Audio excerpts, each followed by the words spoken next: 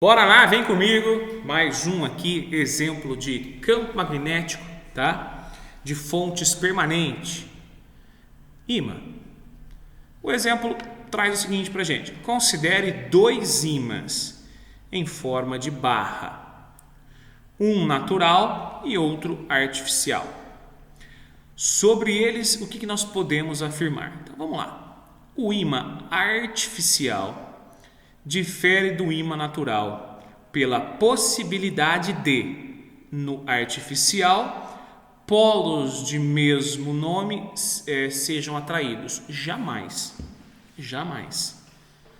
Nós sabemos que os polos magnéticos obedecem à mesma relação de cargas. Nós sabemos que norte com norte, independentemente se eu estou falando de ímã permanente, que é no caso de uma magnetita, por exemplo, ou de um material imantado, eles sempre vão se repelir, assim como o sul. Com o sul também vai se repelir, independente da natureza desse campo magnético, tá? Outro detalhe também, eu só coloquei uma figura representativa aqui, mas não existe monopolo magnético, não existe só o norte magnético.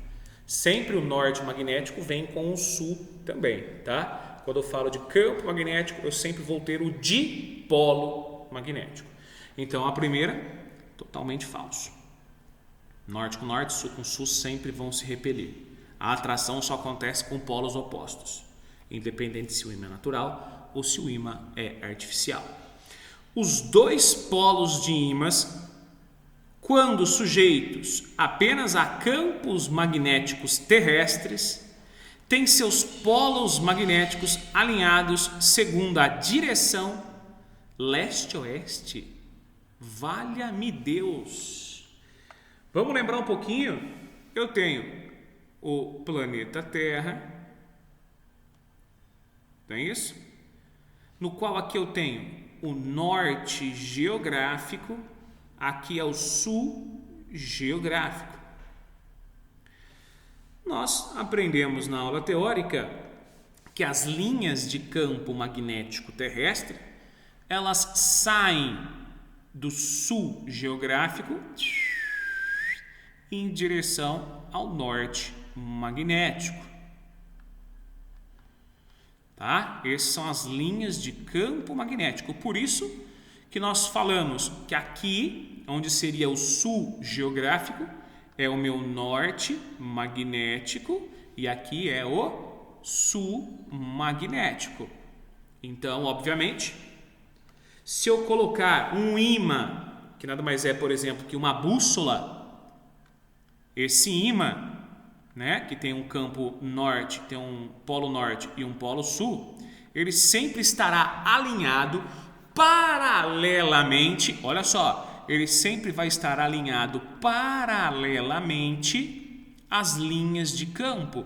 Então aqui seria o norte magnético da bússola ou do ímã, e aqui seria o sul magnético da bússola ou do ímã, ou seja, o ímã estaria na direção norte-sul, não na direção leste-oeste. Lembrando que a direção leste-oeste é a direção horizontal, tá? Então, realmente, a afirmativa B também é completamente errada. Ele está falando que o ímã fica alinhado no leste-oeste, fica alinhado na horizontal. Jamais! Sempre alinhado na vertical, ou seja, na direção norte-sul ou direção sul-norte.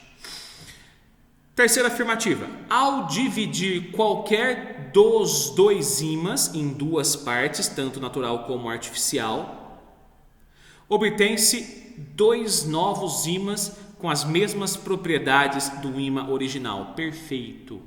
Isso aqui se deve à não existência de monopolos magnéticos.